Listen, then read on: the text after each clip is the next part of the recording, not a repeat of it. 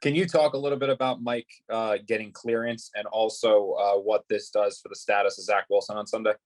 So I guess it broke with Mike did get clearance, so he will be the starter. The second quarterback, number 2 quarterback, will be Joe Flacco. The plan for Zach, again, it hasn't changed. I still think he's got a future here. I still think he's going to be a really good quarterback. He needs time to just kind of sit back and continue the development that we were trying to re-kickstart, if you will, after the New England game. But still have him in our future in our plans. Robert, what kind of opportunity is this for Mike? It was obviously suspended briefly, with the hit in Buffalo. What were you seeing in him, before he got hurt, and what went into, starting him again? Anytime you get an opportunity in this league to step on the field as a starter, it's a great opportunity. Any position. Thought Mike had been doing a great job. I thought he did a great job moving the offense, sustaining drives, getting first downs. Much more efficient offense was running with some good efficiency. So yeah, it's a great opportunity for him. It's a great opportunity for everybody. Anytime you get this chance to step on the field, like I said, but really he just needs to take it one day at a time and go from there. Robert, did his on Mike's getting cleared, was it the Jet doctor that cleared him, or one of the many other doctors that he had been seeing? He at the end of the day, regardless of who cleared him, he had to be cleared by our doctors, and so it was ours.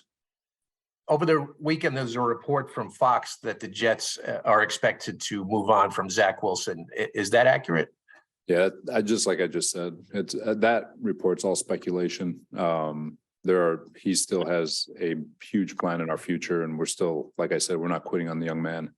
We're going to do everything we can to develop him.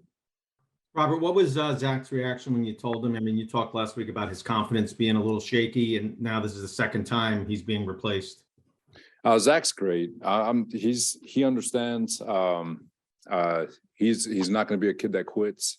I don't think he's looking at this and saying it's an impossible hill to climb. I think he's got a road to travel with regards to just tying all the things that we've been trying to get done here since the New England game.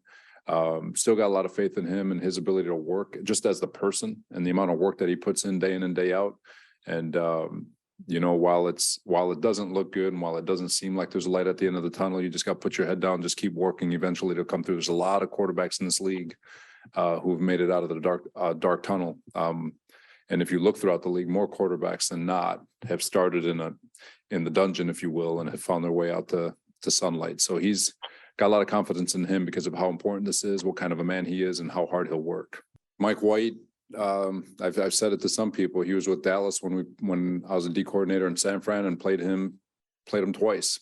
Don't remember him from Dallas at all. I don't know if that's a good thing or a bad thing. He comes here, he gets cut 3 or 4 times. It's the road to being a good NFL player is not smooth. It is, the anomalies happen, and I think unfortunately in this world we live in, where the word development and time are almost oil and water now.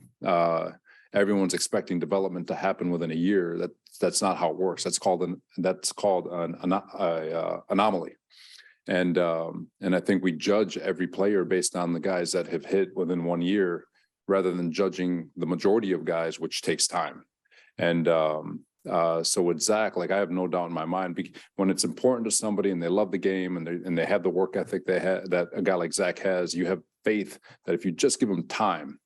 Unfortunately, we just, and it's not just, it's everyone. It's coaches, organization, fans, media, everyone. Nobody believes in time anymore. And but everyone wants to develop people.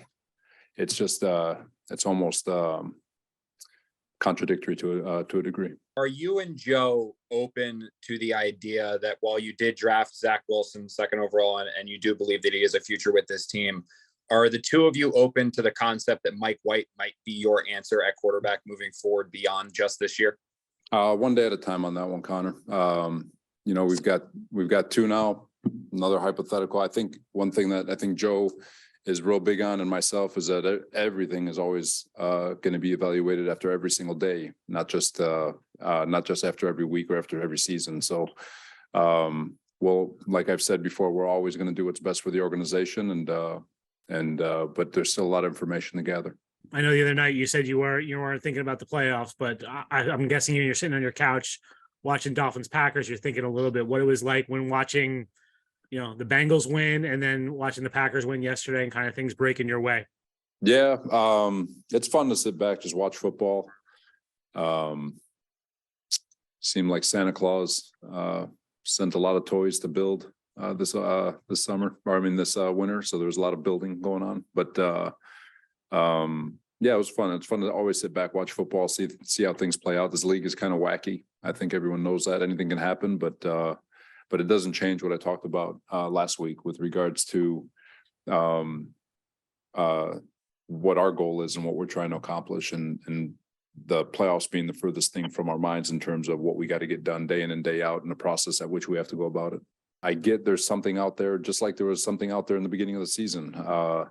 But we're still got to find ourselves. We got to find some confidence. We got to get the ball rolling. And it starts with how we prepare day in and day out and how we attack these moments. So the playoffs, all that stuff is cool, but we've got to stay connected to this moment in Seattle and Seattle only. And so my messaging, our messaging doesn't change from what we talked about on Friday.